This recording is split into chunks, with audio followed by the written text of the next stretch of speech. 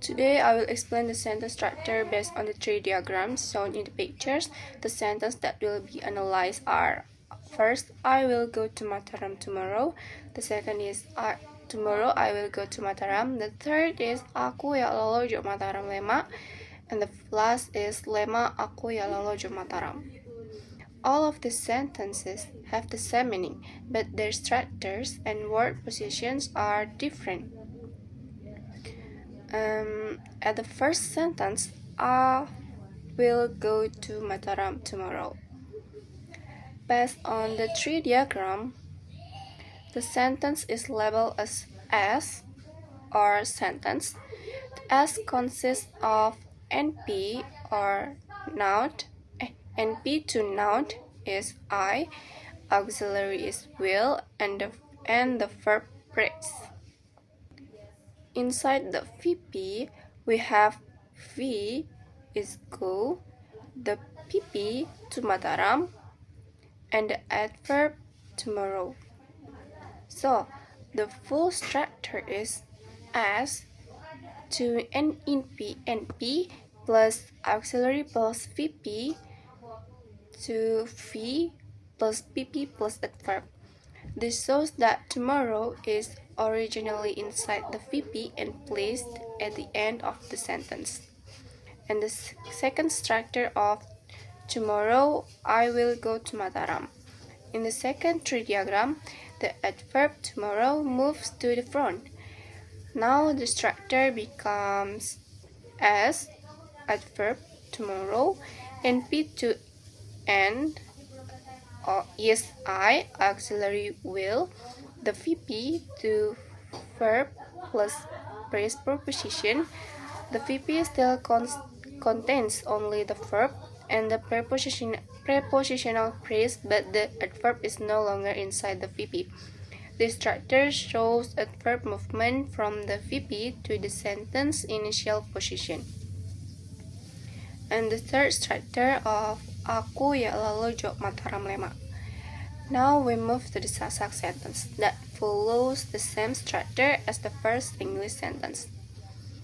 The tree shows as in P2 and aku, the auxiliary ya, and the VP. Inside the VP, V is lalo, PP, jo Mataram, and the adverb is lema. So, the structure is the same. Subject, sentence, to NP plus auxiliary plus verb phrase, to verb plus PP plus adverb. This proves that Sasak and English share the same basic clause structure in this sentence. And the last is structure of lema, aku ya lolojo Mataram. In this final tree, the adverb lema is moved to the front of the sentence. The structure becomes as a jerk phrase to adverb lema, NP to noun aku, the auxiliary is ya, and the VP to verb lalo, PP jok Mataram. Here, the VP no longer contains the adverb because it has moved to the sentence initial position.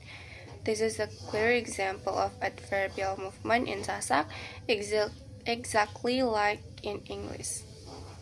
Okay, for the next is the facifization.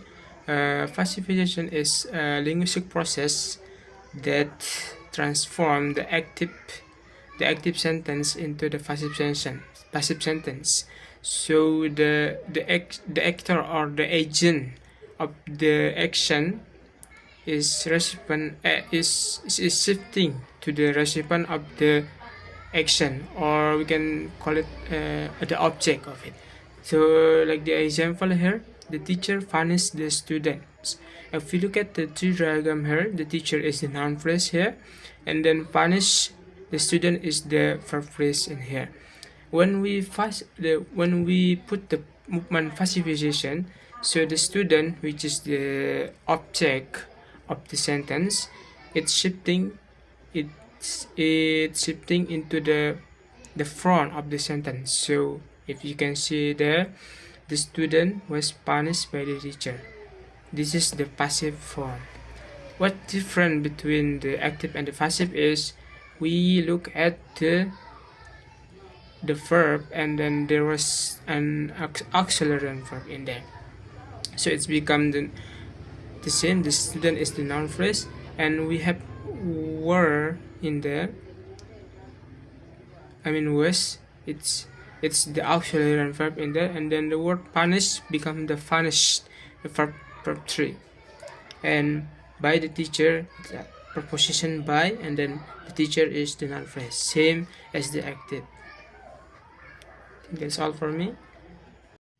Alright, for passivization in Sasak, in the active sentences, guru no menghukum murid-murid, guru is a noun and then no is a determiner. The menghukum is the verb and then murid-murid is objective or noun.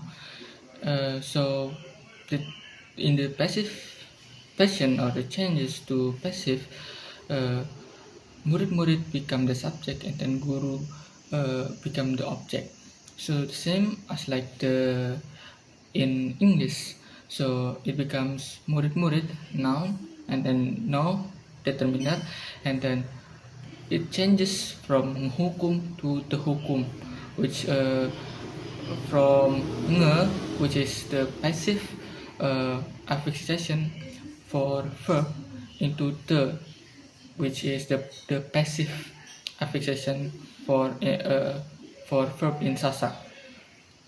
And then propositional phrase seek for proposition, which is basically in English is by, and then guru no, noun and then determiner.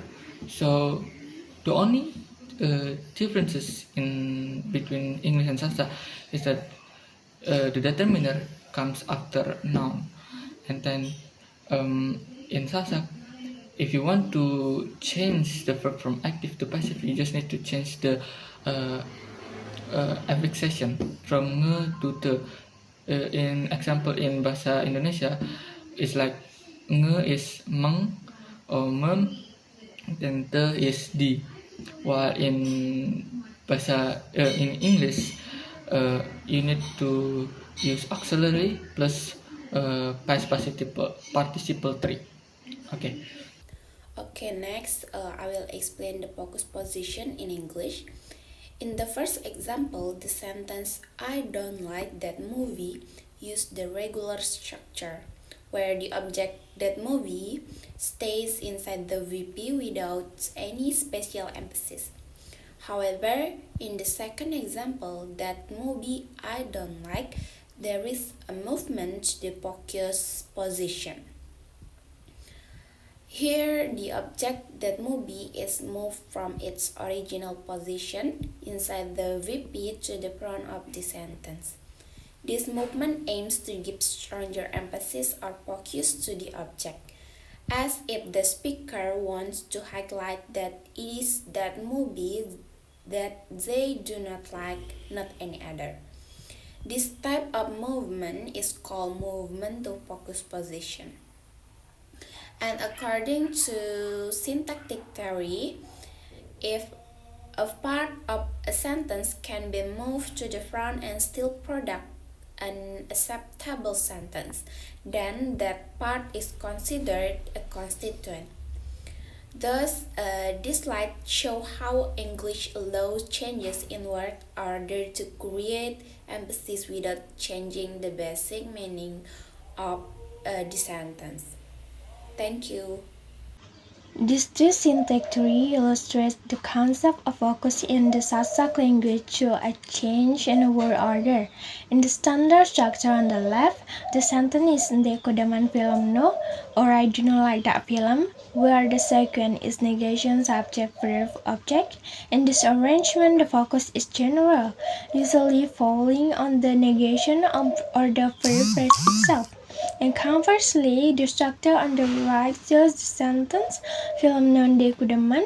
Here, the object or film no has been moved to the beginning of the sentence, a process called topicalization or fronting, placing it in the focus position. While the center meaning remains the same. I do not like that film. The emphasis has shifted especially to the object film now, signaling that the speaker is highlighting or contrasting that particular element. Okay, for the leftward movements, in comparison, both languages maintain grammatical correctness after movement. No verb morphology change occur in either language. English uses a fixed subject auxiliary verb structure, while Sasak uses subject auxiliary verb and propositional phrase. But the transformational process is functionally identical, and adverb phrase is a move to the front to mark emphasis. Okay, for the passification comparison, English marks passive voice with an auxiliary was, were, and the past participle punished. The agent is expressed using the preposition by. Sasak marks passives with the particle the, not with auxiliary verbs. The agent is expressed using sick. Unlike English, Sasak doesn't change the verb form. Hukum stays in its base or root form. For the focus position comparison, English allows object fronting to express focus. As in that movie, I don't like placing the focus non-phrase at the beginning of the clause. This structure is grammatical but stylistically marked in English discourse. Sasak behaves more freely. Film nunde kudaman is a natural and common construction for emphasis. A notable difference is the placement of negation. English keeps negation with the auxiliary don't like, while Sasak position negative particle nde before the subject pronoun ku. Thank you. That's all.